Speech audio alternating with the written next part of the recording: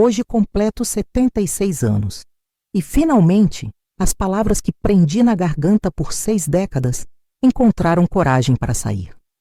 Naquela tarde de novembro de 1963, quando fiz 16 anos, ainda não sabia que o vestido azul celeste costurado por Dona Nair marcaria não apenas uma celebração, mas o início de um pesadelo que carregaria comigo por toda a vida. Meu pai dizia que era nosso segredo, mas segredos assim não devem permanecer enterrados para sempre. Pirenópolis sempre me pareceu um cartão postal do interior de Goiás. As casas coloniais coloridas, as ruas de pedra, a igreja matriz de Nossa Senhora do Rosário, onde rezava todos os domingos com minha mãe Iracema. Nossa casa ficava na Rua do Lazer, a mais movimentada da cidade, onde meu pai, Ernesto Mendonça, tinha sua loja de tecidos respeitada por todas as famílias tradicionais.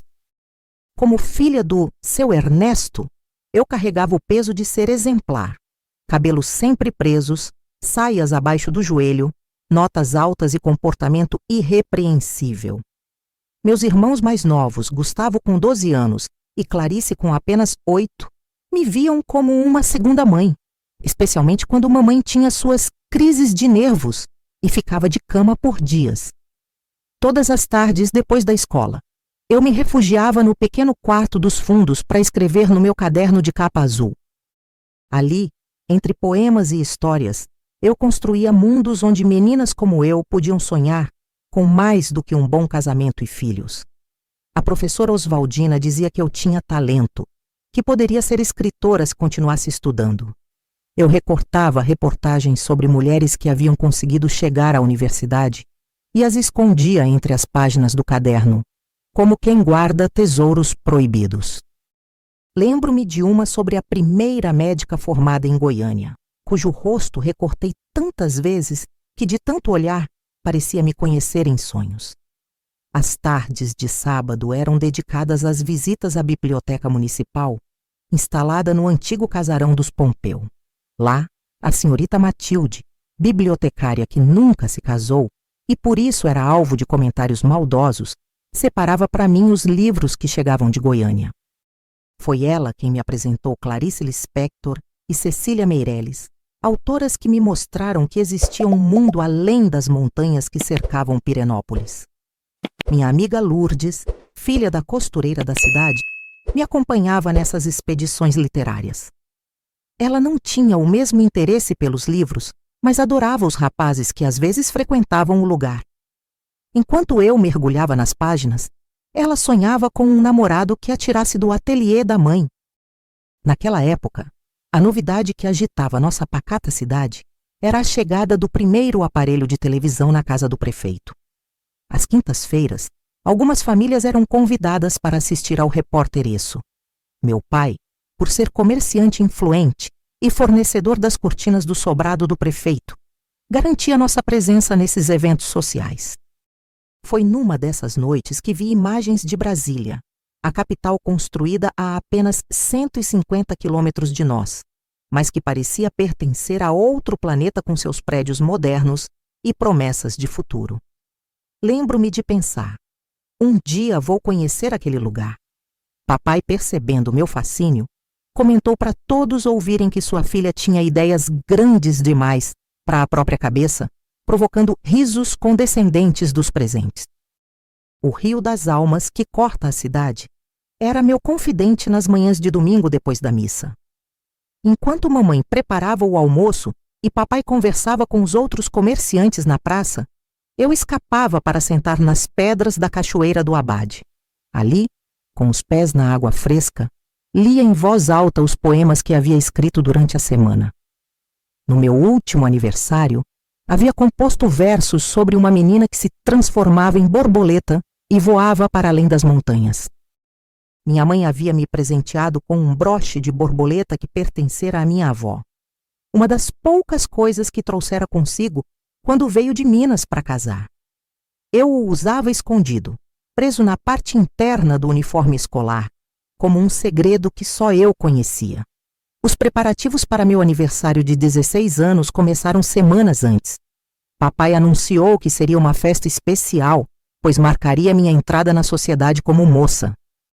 O vestido azul estava sendo confeccionado por Dona Nair, com um tecido importado, escolhido a dedo por ele mesmo de seu estoque especial.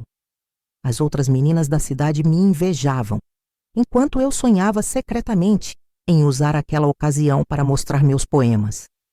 Havia decidido pedir ao pai permissão para concorrer à bolsa de estudos em Goiânia, que a professora nova, Dulce Prado, tinha mencionado. Eu ensaiava as palavras diante do espelho rachado do quarto. Papai, a professora Dulce disse que tenho talento. Posso ao menos tentar? Mas a coragem sempre se dissolvia diante do olhar severo de Ernesto Mendonça. Na semana anterior à festa, aconteceu algo que provocou as primeiras fissuras no meu mundo cuidadosamente ordenado. Enquanto procurava uma tesoura na gaveta do escritório de papai, encontrei cartas amareladas endereçadas a uma mulher de Anápolis. Nas linhas escritas pela caligrafia que eu conhecia tão bem, havia palavras que nunca imaginei que meu pai, tão rígido e religioso, pudesse usar. Falavam de encontros secretos e continham referências a negócios que pareciam estar à margem da lei. Uma delas mencionava mercadorias sem nota que chegavam de São Paulo. Trêmula, guardei tudo exatamente como estava, mas algo havia mudado dentro de mim. O homem que eu via como exemplo de integridade escondia segredos. Naquela noite, dormi mal, pensando que talvez houvesse espaço para meus próprios segredos naquela casa de aparências. No dia do meu aniversário, enquanto mamãe ajeitava o laço do meu vestido novo e prendia meu cabelo com grampos que machucavam o couro cabeludo, papai entrou no quarto sem bater. Comentou que eu estava ficando uma moça bonita demais e que precisaria cuidar melhor de mim. Aquele olhar, diferente do habitual, provocou um arrepio que não entendi na hora. Na festa, realizada no salão paroquial decorado com flores do cerrado, dancei com os rapazes aprovados por papai, sorri para as fotos, agradeci os presentes e recitei o poema escolhido por ele. Não um dos meus, mas um soneto religioso que decorei a contragosto. Quando o bolo foi cortado e os convidados começaram a se despedir, não imaginava que horas depois meu pai entraria em meu quarto e diria aquelas palavras que marcariam o início do fim da minha inocência. Você está se tornando uma mulher, Carmen. Preciso lhe ensinar algumas coisas. Será nosso segredo, entendeu? Eu não entendi naquela noite. Levaria décadas para realmente entender. E mais ainda, para encontrar coragem de contar. As semanas seguintes ao meu aniversário trouxeram uma névoa que parecia cobrir Pirenópolis inteira. Enquanto caminhava pelas ruas de pedra a caminho do colégio Nossa Senhora do Carmo, sentia que havia uma versão nova de mim surgindo. Uma Carmen que sorria mecanicamente, respondia quando perguntada e cujos passos pareciam flutuar alguns centímetros acima do chão. Em casa, evitava ficar sozinha. Inventava tarefas na cozinha para permanecer perto de mamãe ou levava Clarice para brincar no quintal dos fundos, onde as galinhas ciscavam entre os pés de jabuticaba. O caderno azul permanecia fechado, as palavras represadas como a água do Rio das Almas durante a seca. Quando papai entrava em um cômodo, eu encontrava uma desculpa para sair. Ele percebia, claro, e seus olhos me seguiam com uma mistura de satisfação e ameaça silenciosa que só eu compreendia. Foi nesse período que a professora Dulce Prado começou a notar mudanças em mim. Minhas redações, antes cheias de metáforas e cores, tornaram-se pragmáticas e sem vida. Durante uma aula sobre Graciliano Ramos, quando discutíamos Vidas Secas, ela pediu que ficasse após o sinal. No vazio da sala, entre carteiras vazias e o cheiro de giz, a professora extraída de outro mundo me perguntou o que havia acontecido com a menina que escrevia sobre borboletas e sonhos. Respondi que havia crescido, apenas isso. Ela ajeitou os óculos de aros redondos e disse algo que ficaria comigo. Crescer não significa abandonar quem somos, Carmen. Significa encontrar forças para sermos mais autenticamente nós mesmos. Então colocou sobre minha carteira um folheto da Secretaria de Educação de Goiás sobre um concurso de bolsas para jovens talentos estudarem em Goiânia. O prazo terminaria em 2 meses. No papel colorido, a palavra oportunidade parecia pulsar como um segundo coração.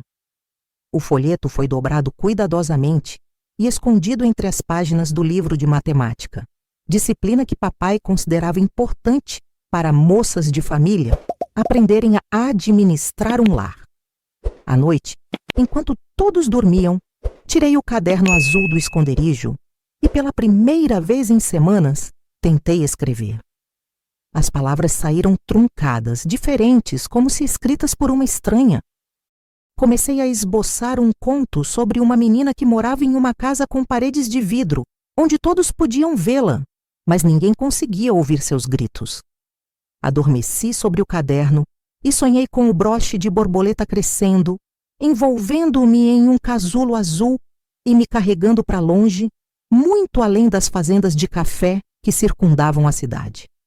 No domingo seguinte, durante o tradicional almoço após a missa, uma visita inesperada trouxe ventos diferentes para nossa casa na Rua do Lazer.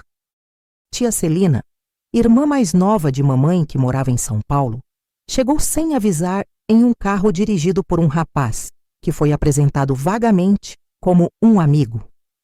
Ela trazia consigo malas cheias de novidades e um perfume que impregnava os cômodos com essência de jasmim. Aos 32 anos e ainda solteira, tia Celina era o oposto de mamãe. Usava cabelos curtos, saias acima do joelho e trabalhava em uma agência de publicidade, conceito que eu mal compreendia, mas que soava como algo de outro planeta. Durante o almoço, ela falou sobre manifestações estudantis, sobre cantores como Elis Regina e Nara Leão, sobre livros que estavam sendo discutidos nos cafés paulistanos. Papai mal disfarçava o desconforto, cortando a conversa sempre que ela mencionava independência feminina ou novos tempos. Observei como mamãe ouvia a irmã com uma mistura de admiração e medo, como quem vislumbra um caminho não tomado. Naquela noite, quando todos já haviam se recolhido, tia Celina entrou em meu quarto. Sentou-se na beirada da cama e perguntou diretamente o que eu pretendia fazer da minha vida. Não com quem pretendo casar, ou quantos filhos quero ter. Perguntas que as senhoras da cidade sempre faziam às moças. Ela queria saber dos meus sonhos. Com a voz tremendo, mostrei-lhe alguns poemas do caderno azul. Ela leu em silêncio, depois olhou para mim com uma intensidade que me desconcertou. Disse que eu tinha talento demais para ficar enterrada em Pirenópolis, que São Paulo tinha universidades onde meninas como eu podiam estudar literatura, jornalismo, qualquer coisa que quisessem. Quando mencionei timidamente o concurso de bolsas para Goiânia, seus olhos brilharam. Antes de sair do quarto, ela deixou um livro sobre minha cama. Era A Paixão segundo G.H., de Clarice Lispector, com uma dedicatória. Para Carmen, que precisa conhecer outros quartos além deste.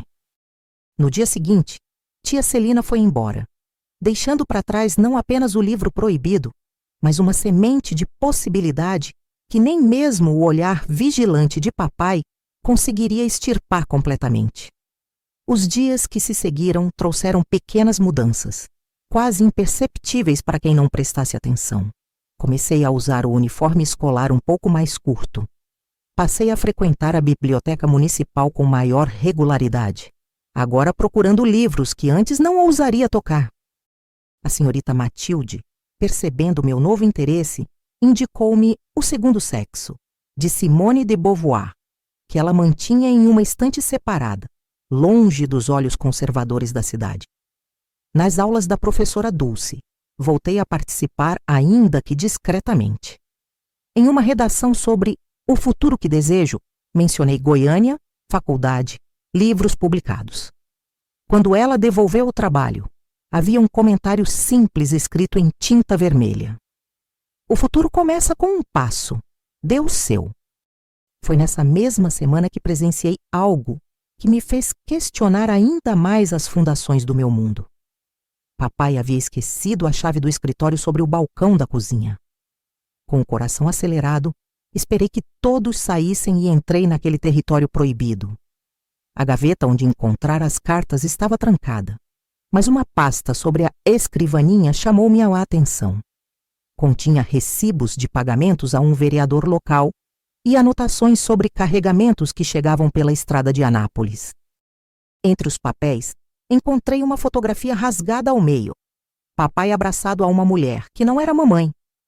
No verso, a data: 1960, ano em que Clarice nasceu.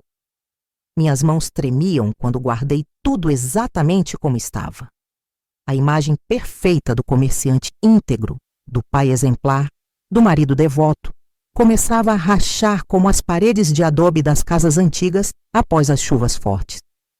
Naquela noite, aconteceu algo que mudaria o curso dos acontecimentos. Enquanto estudava na sala, ouvi uma discussão vinda do quarto dos meus pais. A voz de mamãe, geralmente submissa, estava alterada. Frases entrecortadas por soluços mencionavam aquela mulher de novo e todo mundo comentando na cidade. Depois, o som seco de um tapa, seguido pelo silêncio opressivo que eu já conhecia bem demais. Horas mais tarde, quando fui ao banheiro nos fundos da casa, cruzei com papai no corredor escuro. Ele parecia diferente, os olhos injetados pelo álcool que raramente consumia em público. Disse que eu estava ficando cada dia mais parecida com mamãe quando jovem e que devia ter cuidado para não acabar como ela, desperdiçando a beleza em choros e queixas. Suas mãos seguraram meus ombros com força demais, e eu senti seu hálito amargo quando se aproximou para dizer que estava de olho em mim, que sabia das minhas leituras impróprias e das conversas com a professora nova. Antes que pudesse responder, mamãe apareceu no corredor, o rosto marcado, chamando-o de volta para o quarto. No escuro, ficou apenas o eco de sua ameaça velada e o peso de um controle que se estendia muito além das paredes da nossa casa. No dia seguinte, a professora Dulce trouxe uma notícia que acendeu uma pequena chama de esperança. O prazo para inscrição no concurso de bolsas havia sido estendido por mais um mês, e ela se ofereceu para ser minha tutora, ajudando-me a preparar o trabalho necessário para a candidatura. Durante o intervalo, no pequeno jardim atrás da escola, onde as freiras cultivavam rosas e manjericão, ela me disse que tinha notado as marcas no meu espírito, o modo como eu me encolhia quando qualquer adulto se aproximava demais. Sem fazer perguntas diretas, ofereceu um espaço seguro na biblioteca da escola, após o horário de aulas, onde eu poderia estudar e escrever sem interferências. Foi a primeira vez que senti que alguém via através da névoa que eu havia criado ao meu redor. Aceitei a oferta com um aceno de cabeça, incapaz de expressar em palavras o que aquele gesto significava. Minha amiga Lourdes notou as mudanças em mim. Durante uma tarde em que nos sentamos à beira do Rio das Almas, os pés mergulhados na água fria enquanto dividíamos uma goiaba roubada do quintal do juiz, ela perguntou por que eu andava tão calada, por que havia parado de compartilhar meus poemas com ela. Antes que pudesse elaborar uma desculpa convincente, ela me surpreendeu. Sabia sobre o concurso de bolsas, tinha ouvido a professora Dulce comentando com a diretora. Com uma generosidade que me comoveu, Lourdes disse que torcia para que eu conseguisse a vaga, mesmo que isso significasse nos separarmos. Confessou que seu futuro já estava praticamente definido. Casaria com João, filho do dono da farmácia, que já a cortejava com a aprovação dos pais. No entanto, queria que eu tivesse a chance que ela nunca teria. Foi como um pequeno milagre naquele fim de tarde, a confirmação de que, mesmo em uma cidade onde os destinos das meninas pareciam talhados à nascença, havia espaço para desejar algo diferente, para torcer pela liberdade alheia. Aquele momento de conexão genuína com Lourdes me deu a coragem que faltava. Na manhã seguinte, preenchi o formulário de inscrição para o concurso e entreguei à professora Dulce.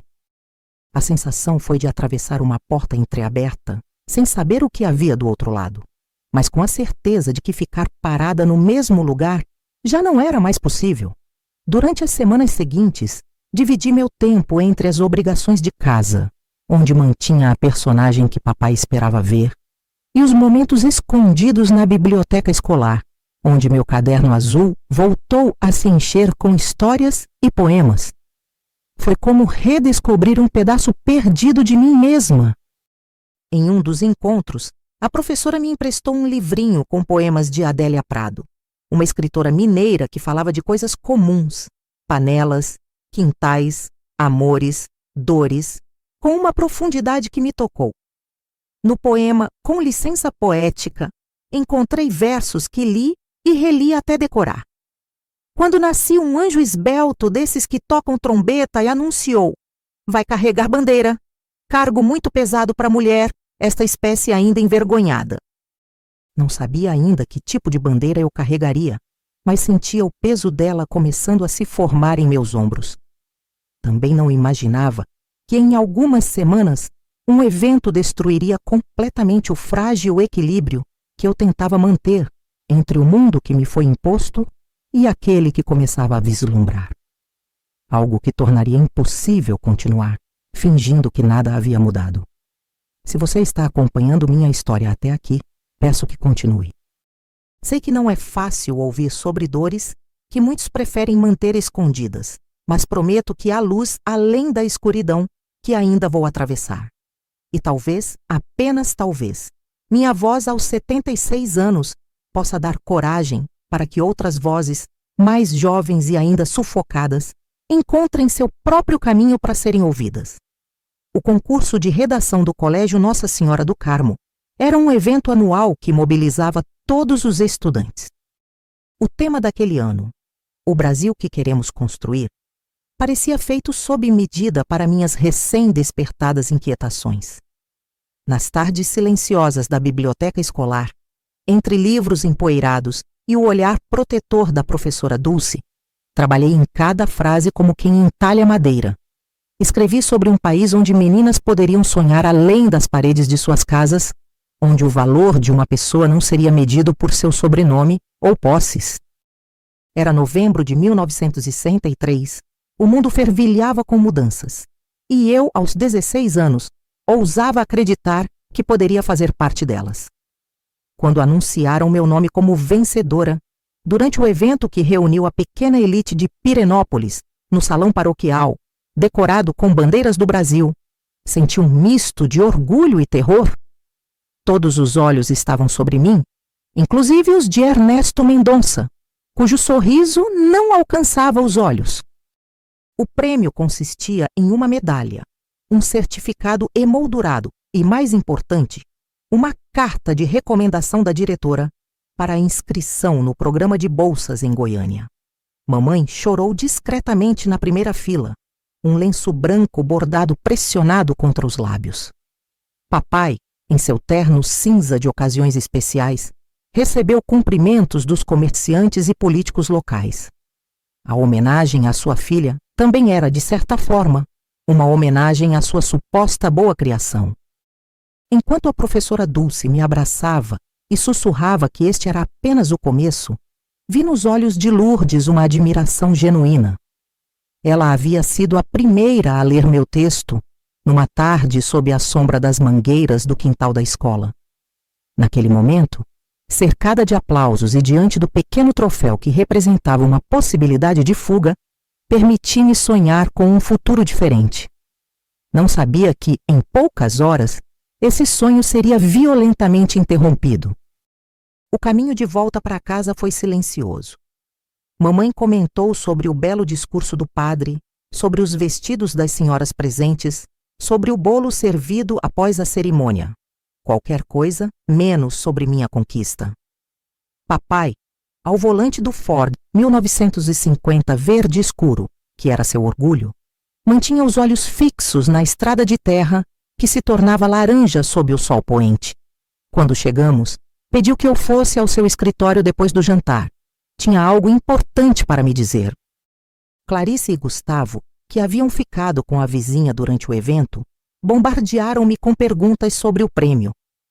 Mostrei a medalha, deixei que tocassem no certificado com suas mãos pequenas e curiosas.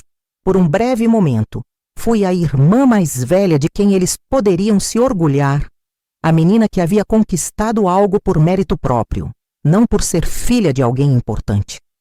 O jantar foi servido às 7, como todos os dias. Feijão, arroz, carne assada e abóbora refogada. Papai pediu que mamãe servisse vinho, uma exceção que ela atendeu sem questionar, enchendo os copos dos adultos com o líquido rubro que raramente aparecia em nossa mesa nos dias comuns. Fez um brinde à minha vitória, palavras vazias que não escondiam um plano já traçado em sua mente. Depois, enquanto mamãe e as crianças se recolhiam à sala para ouvir o rádio, dirigi-me ao escritório como ordenado. A peça ficava nos fundos da casa, separada da área principal por um corredor estreito. Uma única janela dava para o pomar, onde as sombras das jabuticabeiras dançavam contra o vidro. Sentei-me na cadeira de couro gasto diante da escrivaninha de madeira escura, que sempre me pareceu maior do que realmente era. O certificado de redação que eu havia deixado sobre a mesa da sala estava ali, entre nós. Papai falou primeiro sobre orgulho, sobre como eu estava ficando uma mocinha prendada, sobre como tinha o dom das palavras, assim como ele tivera em sua juventude. Depois, como quem muda de assunto casualmente, perguntou sobre a professora Dulce. O que ela ensinava exatamente? Que livros recomendava?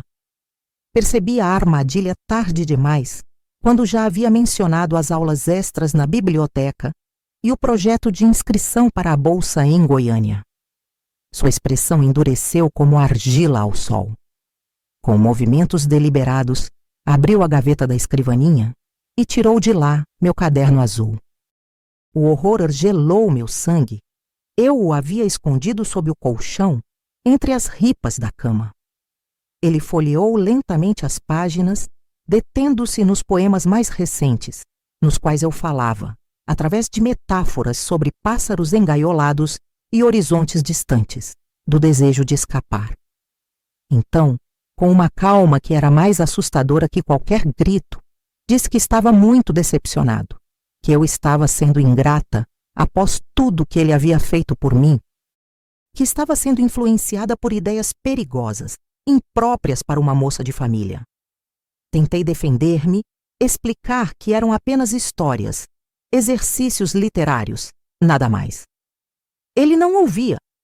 Trancou a porta do escritório, o clique da fechadura ecoando como sentença final. Aproximou-se, mencionou o vestido azul que eu usara no aniversário, como me vira olhando para o filho do prefeito durante a cerimônia do prêmio. Disse que eu estava provocando, que sabia o efeito que tinha sobre os homens, que precisava aprender meu lugar. De repente, suas mãos não eram mais as de um pai, mas as de um homem que via sua filha como posse, como extensão de si mesmo, como algo a ser controlado. Quando seus dedos tocaram meu rosto em uma carícia que nada tinha de paternal, uma parte de mim pareceu flutuar para fora do corpo, observando a cena de algum lugar próximo ao teto. Era como se a verdadeira Carmen ficasse suspensa ali, enquanto uma casca vazia permanecia sentada na cadeira, incapaz de mover-se ou gritar. Foi nesse estado de ausência que ouvi as palavras que marcariam para sempre nossa relação. Isso é nosso segredo, entendeu? Ninguém acreditaria em você. Sou um homem respeitado nesta cidade. O que aconteceu naquela noite no escritório com cheiro de fumo e madeira envelhecida não pode ser descrito com as mesmas palavras que uso para contar o resto desta história. Há violências que, mesmo após 60 anos, resistem à linguagem. O que posso dizer é que, quando finalmente saí daquele cômodo, horas mais tarde, já não era a mesma pessoa que entrara. Voltei ao meu quarto como uma sonâmbula, os movimentos mecânicos de quem perdeu a conexão com o próprio corpo. Lembro-me de olhar minhas mãos sob a luz fraca do abajur e não reconhecê-las como minhas. Lembro-me do sabor metálico do sangue, onde morder o lábio para não gritar. Lembro-me de tirar o uniforme escolar e enfiá-lo dentro de uma sacola, com a certeza de que nunca mais poderia vesti-lo. Lembro-me de parar diante do espelho da penteadora e ver uma estranha olhando de volta, uma garota de olhos opacos, que parecia mais velha do que suas 16 primaveras. Na manhã seguinte, não fui à escola. Mamãe entrou no quarto, perguntou se eu estava doente. Assenti sem olhá-la nos olhos. Quando tocou minha testa para verificar se havia febre, contive o impulso de encolher-me. Ela pareceu perceber algo, uma sombra talvez, mas não fez perguntas. Deixou uma xícara de chá de camomila no criado mudo e saiu, fechando a porta com cuidado excessivo. Passei o dia inteiro na cama, olhando para o teto descascado onde uma mancha de infiltração formava o contorno do que poderia ser um pássaro com asas abertas. À tarde, tentei escrever uma carta para a professora Dulce. Queria contar o que havia acontecido, pedir ajuda, mas as palavras simplesmente não vinham. Como explicar o inexplicável? Como nomear o inominável? No rascunho que nunca chegaria a ser enviado, escrevi apenas: eu costumava acreditar que as palavras poderiam me salvar. Agora sei que também podem ser usadas para destruir. Rasguei o papel em pedaços tão pequenos que ninguém jamais poderia juntá-los novamente. Ao entardecer, quando as cigarras começavam seu canto melancólico nos ipês da rua, tomei uma decisão. Peguei o caderno azul que papai havia devolvido como aviso silencioso e desci até o quintal dos fundos, onde a antiga churrasqueira de tijolos servia mais como depósito de ferramentas do que para seu propósito original. No pequeno fogareiro improvisado, usando alguns gravetos secos, acendi uma fogueira discreta. Página por página, queimei cada poema, cada história, cada sonho de liberdade que havia confiado àquele caderno. As chamas consumiam as palavras, liberando pequenas faíscas que subiam em espiral até desaparecerem na penumbra. A cada página que se transformava em cinzas, uma parte de mim morria também. Era como um ritual fúnebre para a Carmen que até o dia anterior ainda acreditava em futuros possíveis. Quando terminei, restava apenas a capa azul, chamuscada nas bordas. Enterrei-a sob o pé de jabuticaba, como se fosse o corpo de uma amiga querida. Voltei à escola 3 dias depois, uma versão pálida e silenciosa de mim mesma. A professora Dulce tentou várias vezes conversar comigo, preocupada com minha ausência repentina, com meu abandono do projeto para o concurso de bolsas. Inventei uma história sobre problemas de saúde da minha avó em Anápolis, sobre como precisaria ajudar mais em casa. Ela não acreditou, mas também não insistiu demais. Algo em meus olhos deve tê-la alertado de que havia um território que não deveria ser invadido. Nas aulas, sentava-me no fundo, evitando participar. Minhas redações, antes vibrantes, tornaram-se funcionais e anêmicas. Lourdes tentava animar-me, falando sobre o baile que aconteceria no final do ano letivo, sobre como poderíamos usar vestidos mais modernos, como os das revistas de São Paulo, que sua mãe recebia para copiar os modelos. Eu sorria e concordava, interpretando o papel da Carmen de antes, enquanto a verdadeira Carmen, se é que ainda existia, estava trancada em algum lugar inacessível dentro de mim. Em casa, desenvolvi uma coreografia complexa para evitar ficar sozinha com papai. Levantava mais cedo, oferecia-me para levar Clarice à escola, inventava dores de cabeça para recolher-me ao quarto logo após o jantar. Descobri cada tábua que rangia no assoalho, cada som que anunciava a aproximação, cada canto que poderia servir de esconderijo temporário. Tornei-me uma especialista em desaparecer em plena vista. Mamãe, em seu silêncio cúmplice, e só anos depois entenderia que ela também era vítima de um modo diferente. Passou a deixar Clarice dormir comigo sempre que possível.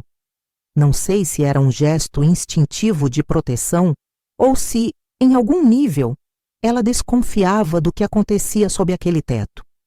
O que sei é que, naquele momento, comecei a construir a primeira de muitas máscaras que usaria nos anos seguintes. A da filha exemplar, da aluna obediente, da menina que havia abandonado sonhos tolos de independência para conformar-se ao destino que a sociedade e sua família haviam traçado para ela. Uma Carmen de porcelana, sorridente e vazia, enquanto a verdadeira estava encolhida em um canto escuro, abraçada ao próprio corpo ferido, tentando entender como seguiria adiante depois do dia que nunca realmente terminou. Os 5 anos seguintes em Pirenópolis transformaram-me em uma artista da dissimulação. Aprendi a bordar com perfeição, a preparar pratos elaborados que impressionavam as senhoras da igreja, a manter as melhores notas da sala, mesmo sem qualquer esforço real. Meu corpo movia-se pelo mundo enquanto minha mente permanecia trancada em um lugar secreto, observando tudo à distância. As pessoas comentavam como eu havia amadurecido, tornando-me uma jovem séria e responsável. Ninguém percebia que não era maturidade, mas uma morte prematura da adolescência que nunca pude vivenciar plenamente. Em 1964, quando os militares tomaram o poder, algo na atmosfera tensa e vigiada do país parecia espelhar minha própria realidade doméstica. O medo pairava sobre as ruas de pedra. As conversas tornaram-se mais cautelosas, as sombras pareciam mais longas. Foi quando comecei a entender que havia outros tipos de prisões além daquela que me aprisionava. Algumas eram compartilhadas por nações inteiras. A professora Dulce foi uma das primeiras a desaparecer. Um dia, simplesmente não estava mais na escola. Ninguém explicava diretamente, mas os sussurros nos corredores mencionavam subversão e ideias comunistas. Seu nome foi removido dos registros escolares como se nunca houvesse existido. Olhava para aquela ausência e via um reflexo do meu próprio apagamento gradual. O novo professor de português, um homem de bigode rígido e modos militares, fazia questão de destacar os valores tradicionais da literatura brasileira. Os mesmos livros que antes líamos buscando libertação, agora eram dissecados para extrair lições de moral e civismo. Em uma aula sobre Castro Alves, quando ele falava sobre escravidão como um mal necessário daquela época, mordi a língua até sentir o gosto metálico do sangue. O silêncio imposto em sala de aula reforçava o silêncio que eu mesma havia me imposto. Éramos todos reféns de diferentes formas de poder que não ousávamos questionar abertamente. Em casa, tornei-me quase invisível, um fantasma eficiente que cuidava dos irmãos, ajudava nas tarefas domésticas e mantinha notas impecáveis. Minha mãe, cujas crises de nervos tornaram-se mais frequentes, parecia simultaneamente aliviada e preocupada com minha nova personalidade.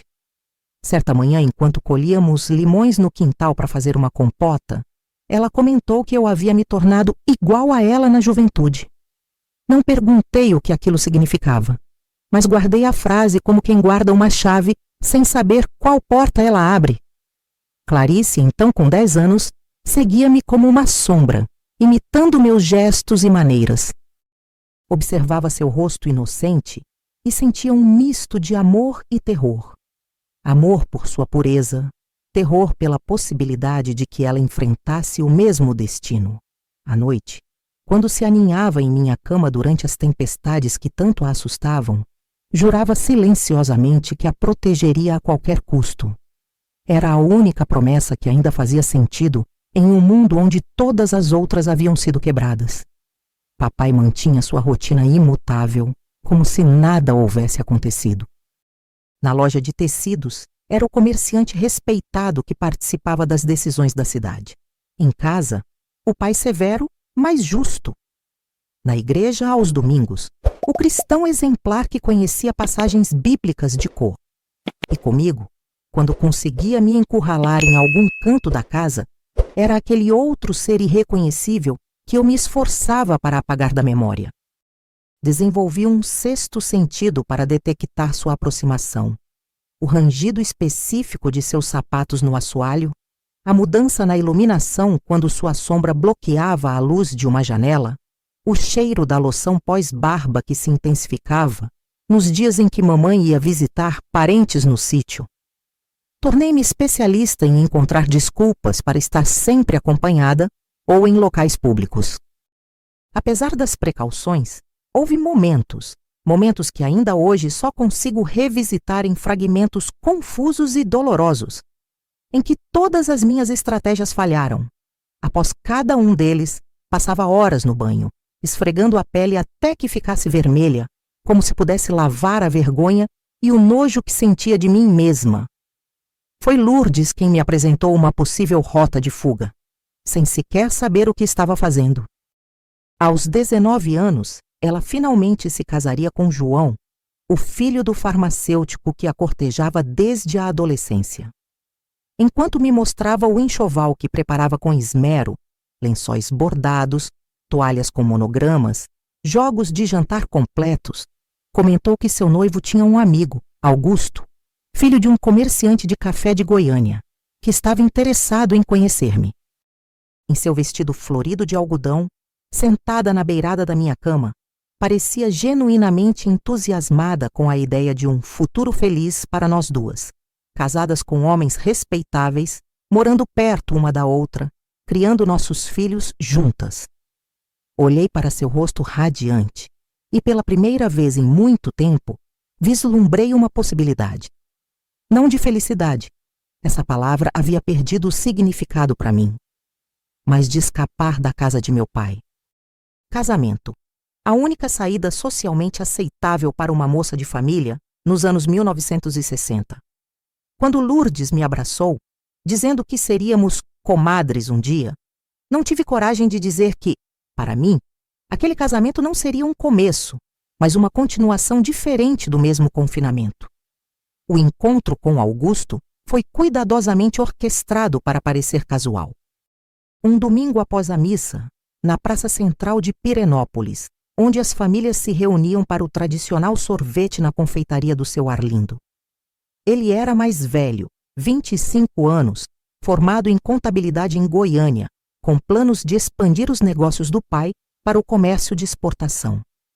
Conversamos sobre amenidades, o clima, as festas tradicionais da cidade, as mudanças que o progresso trazia para o interior. Senti seu olhar avaliando-me como se eu fosse uma mercadoria, não muito diferente dos sacos de café que sua família comercializava. Mesmo assim, esforcei-me para parecer interessada, para sorrir nos momentos certos, para demonstrar a docilidade e recato que um homem como ele esperaria de uma potencial esposa. Papai observava a cena de longe, conversando com o padre sobre a reforma do telhado da igreja, mas seus olhos nunca deixaram de monitorar cada movimento meu. Quando Augusto pediu permissão para escrever-me, ele assentiu com satisfação mal disfarçada. Uma filha casada com um comerciante promissor de Goiânia seria uma aliança vantajosa. Para mim, seria apenas a troca de um cárcere por outro, mais distante do carrasco original, mas ainda assim um cárcere.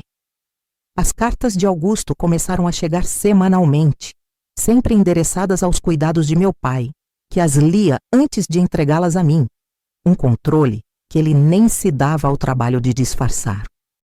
Eram missivas formais, cheias de planos concretos e declarações de admiração pela moça de família que eu aparentava ser. Respondia com igual formalidade, construindo no papel uma Carmen que não existia, interessada em assuntos domésticos, ansiosa por construir um lar, grata pela atenção de um homem tão respeitável. Era como escrever ficção, mas uma ficção sem qualquer beleza ou verdade. Após 3 meses dessa correspondência vazia, veio o pedido oficial de namoro, seguido de um broche de ouro com pequenas pérolas que deveria usar como símbolo do compromisso. O objeto pesava em meu peito como chumbo. Durante o jantar de celebração do noivado, na casa de meus pais, com as famílias reunidas e o padre presente, para abençoar a união futura, senti-me como uma atriz em uma peça onde todos, exceto eu, conheciam o roteiro completo. Sorri até que meu rosto doesse. Agradeci presentes que não desejava. Fingi uma felicidade que estava tão distante de mim quanto as estrelas que pontilhavam o céu daquela noite, de maio de 1967. Foi nessa mesma época que comecei a ter longas conversas com o padre Antônio, um senhor de 60 anos que substituíra o antigo vigário. As consultas espirituais eram a única atividade para a qual podia sair sozinha sem levantar suspeitas. Na penumbra do confessionário, protegida pela grade que separava penitente de confessor, encontrei coragem para uma meia-verdade. Falei sobre pensamentos impuros, sobre um pecado grave que me atormentava, sobre o medo de não ser digna do casamento que se aproximava. Buscava não absolvição, mas algum tipo de conselho que pudesse me ajudar a suportar o que estava por vir. A resposta do padre foi como um último prego no caixão das minhas esperanças. Os sofrimentos das mulheres eram parte de sua natureza desde Eva, disse ele. A obediência ao pai e depois ao marido era o caminho da salvação.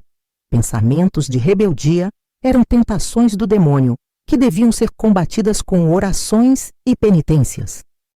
Saí da igreja naquele fim de tarde com a certeza de que não havia refúgio possível, nem na religião que deveria consolar os aflitos, nem na sociedade que preferia sacrificar suas filhas no altar das aparências. Na solidão do meu quarto, olhando pela janela, as luzes de Pirenópolis, que se acendiam uma a uma no crepúsculo, senti uma escuridão ainda mais profunda instalando-se dentro de mim. A data do casamento foi marcada para janeiro de 1968. Minha mãe e a mãe de Augusto mergulharam nos preparativos com um entusiasmo que contrastava com meu crescente desespero. Provas de vestido, encomendas de móveis, discussões sobre o cardápio da festa, tudo parecia acontecer em uma realidade paralela à minha. Enquanto isso, dentro do meu corpo, algo começava a desmoronar. Perdi peso rapidamente. Meu cabelo começou a cair em tufos durante o banho. Desenvolvi uma tosse nervosa que nenhum xarope caseiro conseguia acalmar. À noite, acordava encharcada de suor. Imagens confusas misturando-se em sonhos que mais pareciam febres. Meu pai e Augusto tornavam-se a mesma pessoa.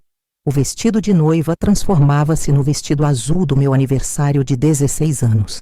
A igreja desabava sobre mim durante a cerimônia. Mamãe atribuía tudo ao nervosismo natural de noiva, receitando chás calmantes e banhos de ervas. Papai observava com crescente irritação, como se meu corpo estivesse deliberadamente sabotando seus planos.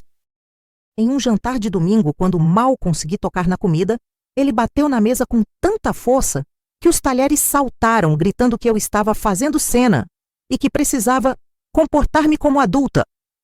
Naquela noite, tranquei-me no banheiro e, pela primeira vez desde o início daquele pesadelo, permiti-me chorar. Um choro silencioso, com a torneira aberta para abafar qualquer som, os punhos pressionados contra a boca até deixar marcas de dentes. O colapso veio durante a festa de noivado oficial, realizada no Casarão Azul, a antiga residência dos Barões do Café, que agora servia como espaço para eventos sociais. Estava tudo meticulosamente organizado. Flores brancas importadas de Goiânia, toalhas de linho bordadas, prataria reluzente, música ao vivo executada por um pequeno conjunto de Anápolis. Eu usava um vestido azul pálido, a cor escolhida por Augusto, que disse combinar com meus olhos. O tecido havia sido trazido especialmente do Rio de Janeiro, um presente de meu futuro sogro. O salão estava repleto das melhores famílias da região, muitas das quais eu mal conhecia. Durante o brinde, quando Augusto falou sobre a esposa perfeita que Deus lhe enviara e sobre como eu seria uma excelente mãe para seus muitos filhos, algo dentro de mim simplesmente cedeu. O copo escorregou de minha mão, estilhaçando-se no chão.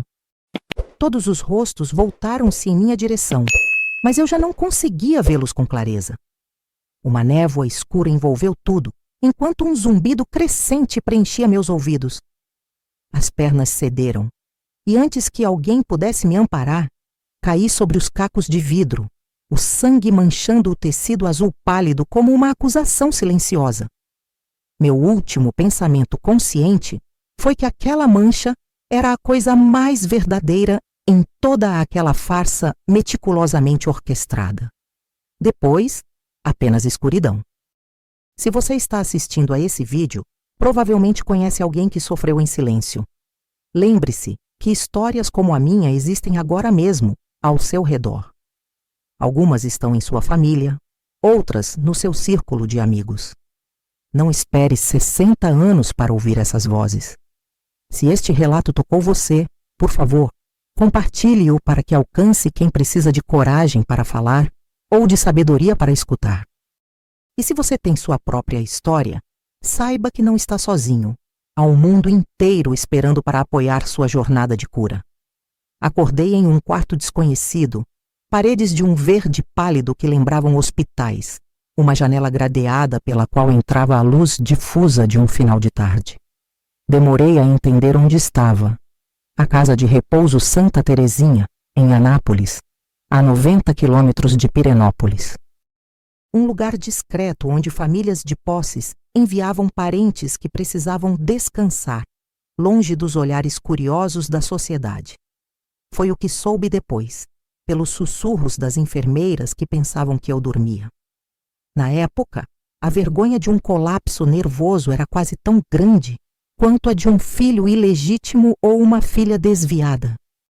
Por 3 dias, flutuei em uma névoa induzida por medicamentos, vagamente consciente de visitas rápidas de minha mãe, que sentava ao lado da cama por alguns minutos, deixava flores frescas em um vaso de cerâmica e saía sem nunca realmente me olhar nos olhos.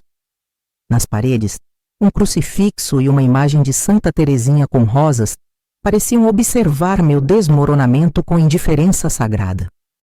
O vestido azul pálido manchado de sangue foi substituído por uma camisola branca de algodão grosso, sem ornamentos, como se tivessem me despido não apenas das roupas, mas de qualquer traço de individualidade.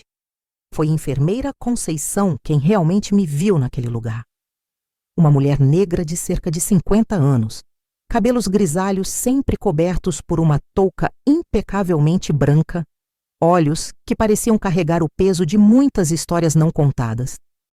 Diferente dos médicos que passavam rapidamente, fazendo anotações sem dirigir a palavra diretamente a mim, ela se sentava na beirada da cama e falava como se eu fosse uma pessoa real, não apenas um caso clínico ou um inconveniente social.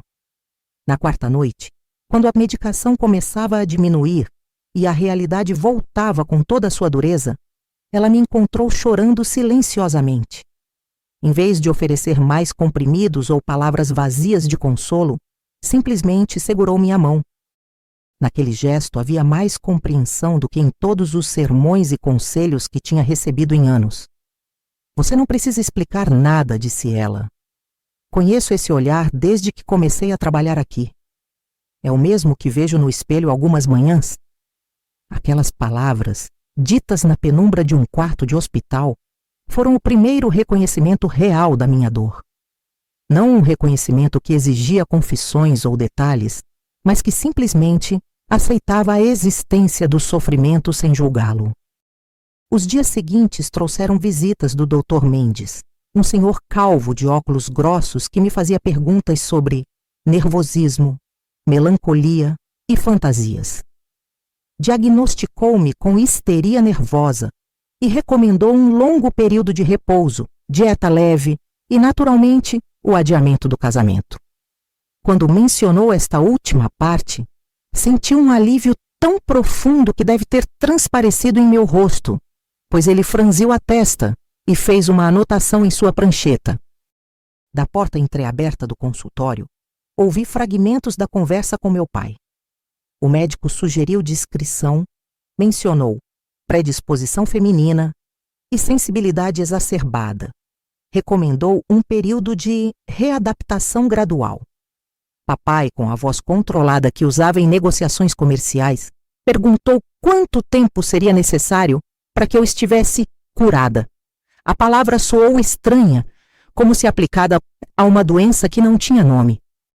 Mais tarde, deitada no quarto que agora dividia com outras 2 mulheres, uma jovem grávida de olhar vazio e uma senhora que murmurava para bonecas imaginárias, percebi que, pela primeira vez em anos, sentia algo próximo à paz.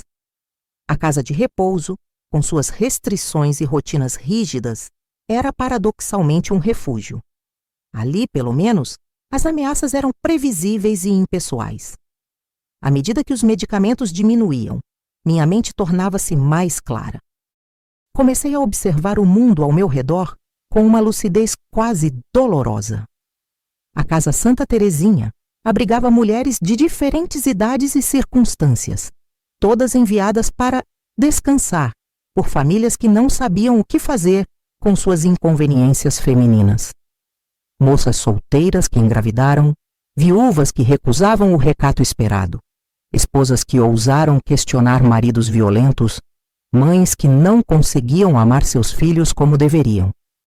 A maioria estava ali temporariamente, até que aprendesse a comportar-se apropriadamente, ou até que uma solução discreta fosse encontrada para seu problema. Algumas, no entanto, tornaram-se praticamente residentes permanentes, esquecidas em um limbo entre a família que não as queria e a sociedade que não as aceitaria. Era um pequeno universo de mulheres quebradas por não se encaixarem nos moldes estreitos do que deveriam ser. Em suas histórias fragmentadas, contadas em sussurros durante as horas de trabalho na horta ou nas salas de costura, reconheci variações do mesmo tema. Mulheres punidas por desejarem controle sobre suas próprias vidas. A enfermeira Conceição tornou-se minha aliada silenciosa. Sem fazer perguntas que eu não poderia responder, oferecia-me pequenos momentos de humanidade. Um livro contrabandeado, uma revista proibida, alguns minutos extras no jardim durante o pôr do sol. Soube por fragmentos de conversas que havia trabalhado em hospitais do Rio de Janeiro antes de voltar para o interior por motivos de saúde. Uma história que, intui, escondia capítulos mais complexos. Uma tarde, enquanto me ajudava com o banho, notou as cicatrizes antigas em minhas coxas, marcas que eu mesma mal enxergava mais, tão familiares haviam se tornado. Seus dedos pairaram sobre elas por um segundo, sem tocar. Não disse nada, mas naquele silêncio compartilhado, uma verdade foi reconhecida. Mais tarde, deixou na mesa de cabeceira um pequeno caderno de capa dura marrom, tão simples que quase passava despercebido. Dentro, páginas em branco. Naquele mesmo dia, comecei a escrever novamente. Não poemas ou histórias como antes, mas registros concisos do que via e sentia. Era como criar um mapa para não me perder dentro de mim mesma. A visita de Augusto aconteceu 3 semanas após minha internação. Estava impecavelmente vestido, como sempre, o cabelo penteado com brilhantina, um buquê de flores brancas nas mãos. Sentou-se na cadeira de visitantes da pequena sala comum, mantendo uma distância formal. Falou sobre o adiamento do casamento, sobre como sua família compreendia que eu precisava de tempo para fortalecer minha saúde, sobre como ele estava disposto a esperar até que eu estivesse pronta para assumir as responsabilidades de esposa. Cada palavra soava como parte de um discurso ensaiado, desprovido de qualquer emoção real. Enquanto ele falava, observei suas mãos, mãos que um dia tocariam meu corpo com direitos garantidos por um contrato social chamado matrimônio. Mãos que percebi com clareza cristalina não seriam diferentes das mãos de meu pai. Diferentes pessoas, a mesma prisão. Pela primeira vez, um pensamento proibido formou-se com nitidez absoluta. Eu não me casaria com aquele homem. Não me casaria com homem algum, se pudesse evitar. A certeza desse pensamento era tão sólida que quase podia tocá-la, como um objeto físico entre nós dois naquela sala séptica. Quando Augusto finalmente partiu com a promessa de retornar no domingo seguinte, não senti nada além de uma determinação fria que confundi, naquele momento, com algum tipo de loucura real. Naquela noite, a enfermeira Conceição encontrou-me olhando fixamente pela janela gradeada. Deve ter visto algo em minha postura que a alarmou, pois fechou a porta do quarto e sentou-se ao meu lado na cama estreita. Em voz baixa, quase um sussurro, perguntou-me diretamente o que eu pretendia fazer. A pergunta me pegou desprevenida. Há quanto tempo ninguém me perguntava o que eu queria? A resposta saiu antes que pudesse contê-la. Não vou voltar. Não posso voltar para aquela casa. Ela assentiu, como se já soubesse. Então, ofereceu-me uma xícara de chá e começou a falar sobre sua própria vida. Contou-me sobre crescer no interior de Goiás como filha de lavradores, sobre trabalhar como empregada doméstica desde os 9 anos, sobre um patrão que a molestava e uma patroa que fingia não ver. Falou sobre fugir para o Rio de Janeiro aos 17, sobre anos de trabalho duro em hospitais, sobre aprender a ler e escrever por conta própria, sobre voltar a Goiás quando descobriu que o único irmão ainda vivo estava morrendo. Sua história não era idêntica à minha, mas compartilhava o mesmo núcleo de violência silenciada e sobrevivência obstinada. Quando terminou, já era madrugada. Antes de sair, disse algo que nunca esqueci. O que aconteceu com você não foi sua culpa. Mas o que você fará a partir de agora é sua escolha. Essa frase, dita por uma mulher que conhecia tanto a dor quanto a resistência, plantou em mim a primeira semente genuína de libertação. O plano nasceu daquela conversa noturna. Não um plano detalhado ou heróico, mas a simples decisão de não aceitar o destino que outros haviam traçado para mim. Conceição ofereceu informações preciosas. A casa mantinha contatos com instituições de caridade que ocasionalmente empregavam pacientes recuperadas em serviços simples, cozinhas, lavanderias, bibliotecas. Havia uma vaga em uma biblioteca municipal de Goiânia, um trabalho modesto organizando livros e auxiliando visitantes. O ordenado mal daria para um quarto simples e refeições básicas, mas significava independência, palavra que havia perdido o sentido para mim e agora ressurgia, brilhante como uma moeda nova. Nos dias seguintes, enquanto fingia progresso em minha recuperação, demonstrando docilidade nas sessões com o Dr. Mendes e interesse renovado nas atividades adequadas para moças oferecidas pela instituição. Minha mente trabalhava em detalhes práticos. O que levaria comigo? Para onde iria exatamente? Como sobreviveria? Conceição trouxe-me recortes de jornal sobre quartos para alugar, mapas das linhas de ônibus, informações sobre o custo de vida na capital. Em nossos encontros noturnos, planejávamos um futuro que, mesmo precário e incerto, seria meu. A intervenção do destino, no entanto, veio de uma fonte inesperada. Numa tarde de visitas, quando esperava minha mãe com sua habitual expressão preocupada e suas flores frescas, quem entrou no quarto foi Clarice. Aos 13 anos, minha irmã tinha agora o rosto afilado que predizia a mulher que seria em breve. Estava mais alta, os cabelos mais compridos, os olhos mais sérios do que uma criança deveria ter. Sentou-se na beirada da cama, com uma desenvoltura que me surpreendeu. Sem rodeios, contou-me o que acontecia em casa durante minha ausência. Papai havia se tornado ainda mais rígido, especialmente com ela. Mamãe passava dias inteiros na cama, tomando remédios para os nervos receitados pelo farmacêutico. Gustavo, agora com 17 anos, começara a imitar os comportamentos do pai, especialmente a forma autoritária de tratar as mulheres. E então, no meio desse relato entrecortado, Clarice disse algo que congelou meu sangue. Papai está entrando no meu quarto à noite, Carmen. Fica olhando enquanto finjo dormir. Disse que sou tão bonita quanto você era na minha idade. Aquelas palavras, ditas na voz ainda infantil de minha irmã, foram como um raio que destroçou qualquer dúvida restante. O ciclo estava prestes a se repetir. O que havia acontecido comigo estava prestes a acontecer com ela. E nesse momento, soube com absoluta clareza que não poderia simplesmente fugir e abandoná-la.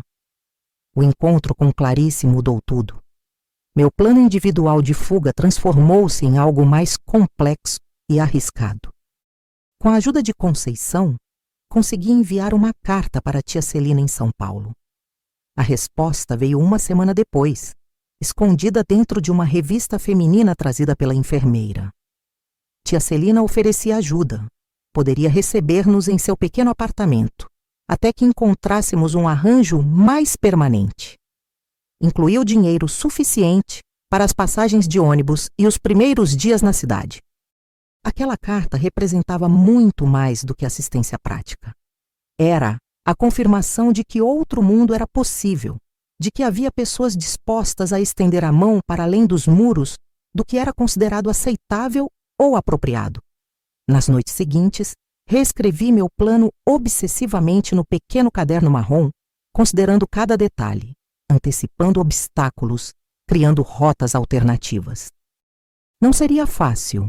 2 mulheres jovens, praticamente sem recursos, viajando sozinhas para uma cidade grande no final dos anos 1960. Mas a alternativa, retornar àquela casa, abandonar Clarice a um destino que eu conhecia demasiadamente bem, submeter-me a um casamento que seria apenas outra forma de prisão, não era mais uma opção. Pela primeira vez desde aquela noite no escritório de meu pai, algo dentro de mim recusava-se a ser quebrado novamente. Na minha última sessão com o Dr. Mendes, sentada na cadeira de couro gasto diante de sua mesa de mogno, ouvi seu veredicto, como quem ouve uma previsão do tempo, para um lugar onde não pretende mais estar. Estava suficientemente recuperada para retornar ao convívio familiar, embora necessitasse de supervisão constante e evitar emoções fortes. O casamento poderia ser reconsiderado em alguns meses, dependendo da estabilidade emocional que eu demonstrasse. A data de minha alta foi marcada para a semana seguinte. Assenti docilmente a cada recomendação, representando o papel da paciente arrependida e agradecida, enquanto internamente recitava os detalhes do plano como um mantra. No caminho de volta para o quarto, passei pelo jardim interno, onde algumas pacientes cultivavam flores sob a supervisão atenta de uma freira. Observei seus rostos pacíficos, domesticados pela rotina e pela medicação, e reconheci o que poderiam ter sido: professoras, escritoras, cientistas, líderes, mulheres cujas vozes haviam sido silenciadas não por incapacidade, mas por um mundo que temia o som de suas ideias. Prometi a mim mesma que não seria mais uma delas. Havia vivido 5 anos como uma sombra de mim mesma. Agora, escolhi a luz, mesmo que incerta, mesmo que perigosa. Goiânia de 1968 era uma cidade em transformação. Edifícios modernos erguiam-se ao lado de construções mais antigas, criando um mosaico arquitetônico que refletia o Brasil daquele momento. Um país dividido entre tradição e modernidade, repressão e resistência. Para mim e Clarice, recém-chegadas de Pirenópolis com apenas 2 malas de roupas e o dinheiro enviado por tia Celina, a capital representava um mundo inteiramente novo. As primeiras semanas foram um turbilhão. A fuga havia acontecido como planejado. Em vez de retornar para casa após a alta da casa de repouso, peguei um ônibus para Pirenópolis em um horário em que sabia que papai estaria na loja. Clarice me esperava no ponto combinado, perto da Igreja do Bonfim, com uma pequena mala contendo apenas o essencial. Em menos de 20 minutos, estávamos no ônibus para Goiânia, observando pela janela as montanhas que cercavam nossa cidade natal diminuírem até se tornarem uma linha azulada no horizonte. A adrenalina da fuga manteve-nos alertas durante toda a viagem de 3 horas. Mas quando finalmente chegamos à rodoviária de Goiânia, o medo começou a ceder lugar a uma realidade mais prática e assustadora. Éramos 2 jovens sozinhas, sem experiência, em uma cidade grande. O endereço que tia Celina havia nos dado levou-nos até Dona Eulália, uma viúva de 60 anos que alugava quartos para moças de família em uma casa antiga no setor sul. Apresentei-nos como irmãs recém-chegadas do interior para estudar e trabalhar, história que havíamos ensaiado durante a viagem. Para sustentar a narrativa, usei o nome Lúcia, meu segundo nome que raramente utilizava, e apresentei documentos que Conceição havia ajudado a reunir, incluindo uma carta de recomendação forjada de um suposto antigo empregador em Anápolis.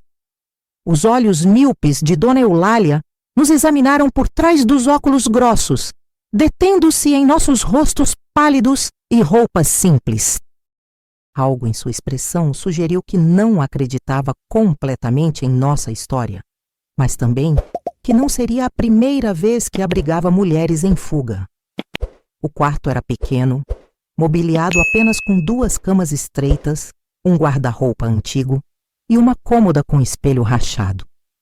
Luxuoso se comparado às acomodações da casa de repouso, assustadoramente despojado se comparado ao conforto de nossa casa em Pirenópolis.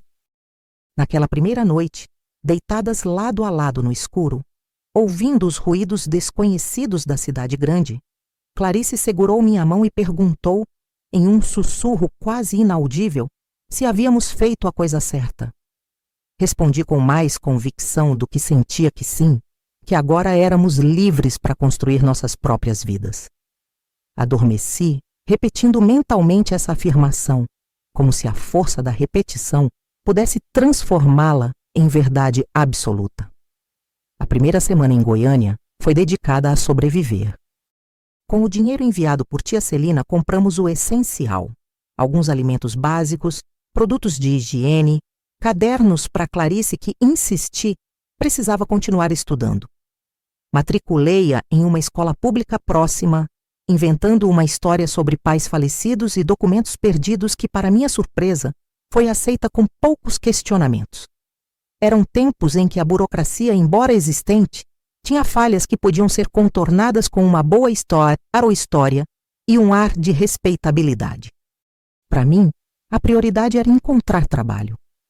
A vaga na biblioteca municipal que Conceição havia mencionado já estava preenchida, mas deixei meu nome em uma lista de espera. Enquanto isso, aceitei emprego como auxiliar em uma pequena papelaria no centro da cidade. O salário era mínimo, mas o suficiente para cobrir o aluguel de nosso quarto e a alimentação básica. O proprietário, seu Claudionô, era um homem calado de meia idade, que parecia satisfeito com minha capacidade de organizar estoque e atender clientes sem erros no troco ou nas encomendas. Pela primeira vez, experimentei a estranha sensação de receber dinheiro por meu próprio trabalho, notas e moedas que representavam independência, por mais modesta que fosse. As noites eram dedicadas a Clarice. Após o jantar simples preparado no pequeno fogareiro que Dona Eulália permitia usarmos no quintal dos fundos, sentávamos em nossas camas e revisávamos juntas suas lições escolares. Minha irmã, sempre inteligente, adaptou-se rapidamente ao novo ambiente educacional, embora às vezes ainda acordasse chorando e chamando por nossa mãe. Nesses momentos, abraçava-a em silêncio, sentindo o peso da responsabilidade que havia assumido. Será que tinha o direito de tirá-la de nossa família, de decidir por ela um caminho tão incerto? Essas dúvidas me assombravam especialmente quando notava como seus vestidos já estavam curtos demais ou quando precisava explicar a outros adultos por que vivíamos apenas nós duas, sem supervisão parental. Para o mundo externo, mantínhamos a ficção de que éramos órfãs recentes, que havíamos vendido a pequena propriedade dos pais no interior para tentar a vida na capital. A mentira pesava, mas era nosso escudo protetor contra perguntas mais difíceis. À noite, quando Clarice finalmente adormecia, eu abria o caderno marrom que Conceição me dera e escrevia. Não mais poemas ou contos, mas anotações detalhadas de nossos dias, planos para o futuro, listas de despesas e pequenas vitórias. Era como desenhar um mapa para um território desconhecido, uma forma de não me perder nessa nova vida que, apesar de todas as dificuldades, era nossa por escolha. O primeiro mês passou sem notícias de Pirenópolis, o que interpretemos como um bom sinal.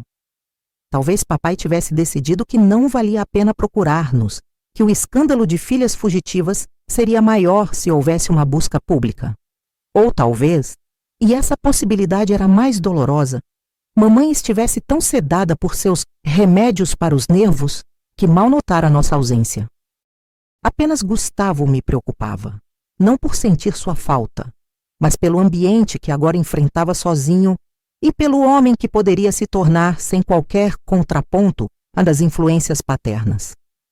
Essas preocupações, no entanto, foram temporariamente eclipsadas por uma notícia inesperada. Havia uma vaga para auxiliar na Biblioteca Pública do Estado. O salário era ligeiramente melhor do que na papelaria, e as condições de trabalho infinitamente mais agradáveis. Quando recebi a notícia, através de um telefonema da própria diretora, uma mulher de voz firme chamada Doutora Regina, senti aquele tipo raro de felicidade que só experimentamos quando algo parece absolutamente certo. Livros haviam sido meus primeiros amigos, meu refúgio e salvação. Agora seriam também meu sustento.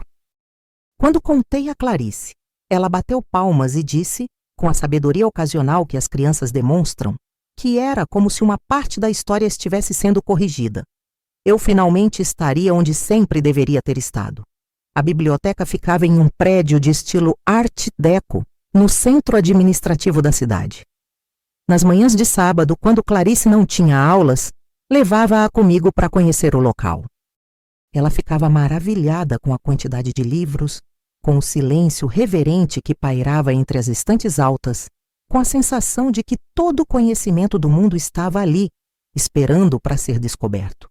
Mostrei-lhe como os livros eram catalogados, como precisavam ser manuseados com cuidado, como cada volume tinha seu lugar específico. A doutora Regina, uma senhora de 60 anos com cabelos grisalhos sempre presos em um coque severo, observava-nos com um misto de curiosidade e aprovação. Apesar da aparência austera, logo descobri que era uma aliada. Formada em biblioteconomia no Rio de Janeiro, em uma época em que poucas mulheres cursavam universidade, carregava consigo não apenas conhecimento técnico, mas uma visão de mundo que desafiava convenções. Foi ela quem, após algumas semanas observando meu trabalho meticuloso e meu interesse genuíno pelos livros, sugeriu que eu poderia fazer mais do que apenas organizar volumes nas estantes. Perguntou-me se gostaria de ajudar com um projeto novo: horas de leitura para crianças das escolas públicas aos sábados. A ideia de ler em voz alta, de compartilhar histórias com outras crianças além de Clarice, provocou em mim um tremor de excitação que há muito não sentia. Aceitei imediatamente, sem perceber que aquele pequeno sim seria o primeiro passo em uma direção inteiramente nova. A primeira sessão de leitura aconteceu num sábado chuvoso de junho. 10 crianças entre 6 e 10 anos sentaram-se em um semicírculo diante de mim, enquanto eu segurava O Pequeno Príncipe, com mãos ligeiramente trêmulas. Nos primeiros minutos, minha voz saiu hesitante, quase inaudível. Havia muito tempo desde que falara em público, desde que permitira que outros ouvissem meus pensamentos, mesmo que através das palavras de outro autor. Mas então, gradualmente, algo mudou.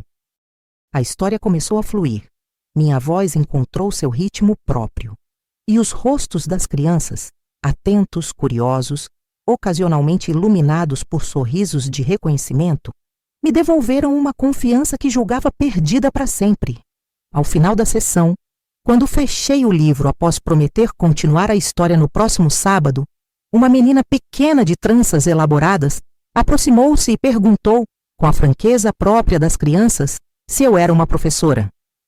Antes que pudesse responder, doutora A. Regina, que observava discretamente da porta, interveio. Não ainda, mas poderia ser. Aquelas palavras ficaram comigo durante toda a semana seguinte, ecoando como uma possibilidade que nunca havia considerado seriamente. Professora. Alguém que não apenas absorve conhecimento, mas o compartilha. Alguém cujas palavras têm propósito e consequência. As sessões de leitura tornaram-se rapidamente a parte favorita do meu trabalho. Logo, não era apenas leitura, mas discussões, pequenas atividades relacionadas aos livros, até mesmo escrita criativa para as crianças mais velhas.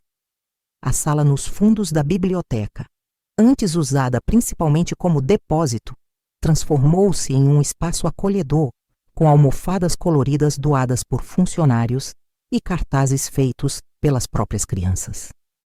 Em casa, Clarice ajudava-me a preparar o material para os encontros, sugerindo livros, criando ilustrações, tornando-se parte ativa daquele pequeno projeto que crescia a cada semana.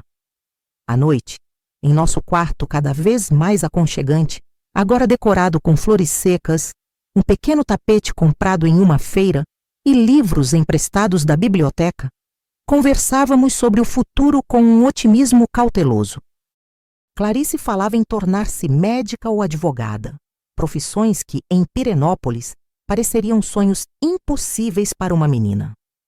Eu começava a considerar a possibilidade de voltar a estudar, talvez completar o ensino médio através de um programa para adultos que a própria doutora Regina havia mencionado. A vida não era fácil, o dinheiro ainda era escasso, as saudades de mamãe ocasionalmente nos pegavam desprevenidas e o medo de sermos descobertas nunca desaparecia completamente. Mas era nossa. Cada pequena decisão, cada pequena conquista pertencia a nós, não a um destino traçado por outros. O primeiro teste real de nossa nova independência veio após completarmos 6 meses em Goiânia. Uma tarde, ao retornar da biblioteca, encontrei Dona Eulália esperando-me com uma expressão grave. Havia recebido um telefonema de um homem que se identificara como Ernesto Mendonça, de Pirenópolis, procurando por suas filhas Carmen e Clarice. O nome fez meu sangue gelar. Como nos havia encontrado? Teria alguém de Pirenópolis nos visto em Goiânia?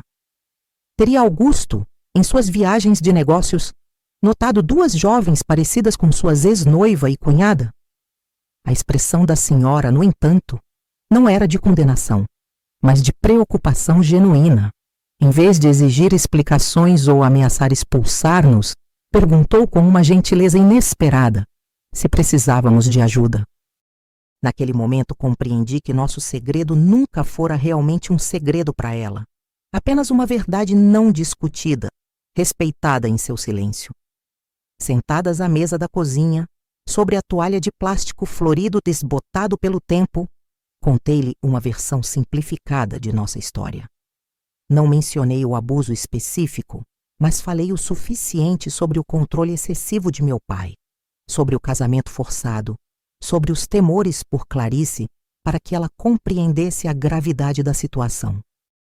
Quando terminei, Dona Eulália apertou minhas mãos com suas mãos enrugadas e disse, com a simplicidade de quem conhece a vida em suas faces mais difíceis, que não se preocupasse.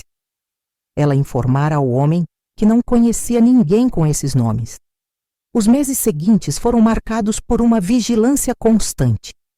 Mudamos nossas rotinas, evitamos lugares públicos onde pudéssemos ser facilmente reconhecidas. Clarice transferiu-se para uma escola mais distante. A sensação inicial de liberdade cedeu lugar a uma cautela renovada, como se tivéssemos sido lembradas de que o passado não poderia ser simplesmente abandonado. Ele nos seguiria, mesmo que apenas como sombra ou ameaça. No entanto, essa fase também trouxe uma consciência mais profunda de nossas próprias forças. Aprendi que podia negociar com senhorios, resolver problemas burocráticos, encontrar soluções criativas para dificuldades financeiras. Clarice, agora com 14 anos, demonstrava uma maturidade além de sua idade, assumindo responsabilidades domésticas sem reclamar, estudando com determinação, apoiando-me em momentos de dúvida. A relação entre nós transformou-se gradualmente de irmã mais velha, irmã mais nova, para algo mais próximo de uma parceria. Não éramos apenas sobreviventes de um mesmo trauma, éramos construtoras de uma nova realidade compartilhada, baseada em valores que escolhíamos conscientemente, não naqueles impostos pela tradição ou autoridade externa. O aniversário de 1 ano de nossa chegada de Goiânia coincidiu com uma notícia surpreendente.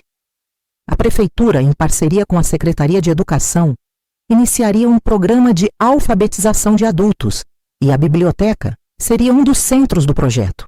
A doutora Regina, sem consultar-me previamente, havia incluído meu nome entre os possíveis instrutores, baseando-se no sucesso do programa de leitura infantil.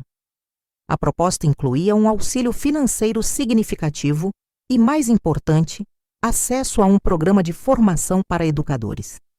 Quando me chamou à sua sala para apresentar a oportunidade, observei seu rosto, geralmente contido, iluminar-se com um orgulho quase maternal. Você tem um dom natural para ensinar, Carmen. Ou devo dizer, Lúcia, como prefere ser chamada agora. As pessoas confiam em você, abrem-se para o conhecimento quando você o apresenta. Isso é raro, especialmente nos tempos sombrios que vivemos. Naquele escritório pequeno e abarrotado de livros, com o barulho da chuva forte contra as janelas criando uma cortina de som que nos isolava do mundo exterior, senti algo romper-se dentro de mim. Não como uma quebra, mas como o rompimento de um dique que libera águas há muito represadas. Chorei, pela primeira vez em muitos meses, não de tristeza ou medo, mas de alívio e gratidão. Chorei pela menina que havia sido, pela mulher que estava me tornando, pelo futuro que começava a tomar forma, não como uma fuga desesperada, mas como um caminho conscientemente escolhido. Quando compartilhei a notícia com Clarice naquela noite, ela pulou da cama e improvisou uma pequena dança de comemoração pelo quarto, derrubando acidentalmente o vaso de margaridas que mantínhamos na janela. Enquanto recolhíamos os cacos e a terra espalhada, rindo como não fazíamos há tempos, perguntei-me se era isso que significava reconstruir uma vida. Não um grande momento épico de superação, mas uma série de pequenos momentos, pequenas escolhas, pequenas vitórias que, somadas, criavam algo sólido o suficiente para se contrapor ao passado. Pequenas fugas que, paradoxalmente, levavam não a um constante escapar, mas a um constante retornar a si mesma. Naquela noite, adormeci ouvindo a respiração tranquila de minha irmã, com uma sensação de que, apesar de todos os desafios que ainda enfrentaríamos, apesar da sombra que meu pai ainda projetava sobre nossas vidas, algo fundamental havia mudado. Não apenas nas circunstâncias externas, mas dentro de mim mesma. Onde antes havia apenas medo e vergonha, agora existia também uma pequena e resiliente chama de possibilidade. Para todos que buscam força para dar os primeiros passos em uma nova direção, lembrem-se, a jornada começa com pequenas fugas, não necessariamente físicas, mas fugas das narrativas limitantes que nos foram impostas. Cada pequeno ato de autodeterminação, por mais modesto que pareça, é uma semente de liberdade. Se minha história está ressoando com você, faça mais do que apenas assistir. Compartilhe este vídeo com alguém que possa precisar desta mensagem hoje. Peço desculpas, mas meu relato ficou um pouco mais longo do que eu desejaria. Então tive que dividir em 2 partes. Peço que assista à segunda parte para saber o final da minha história. Até mais!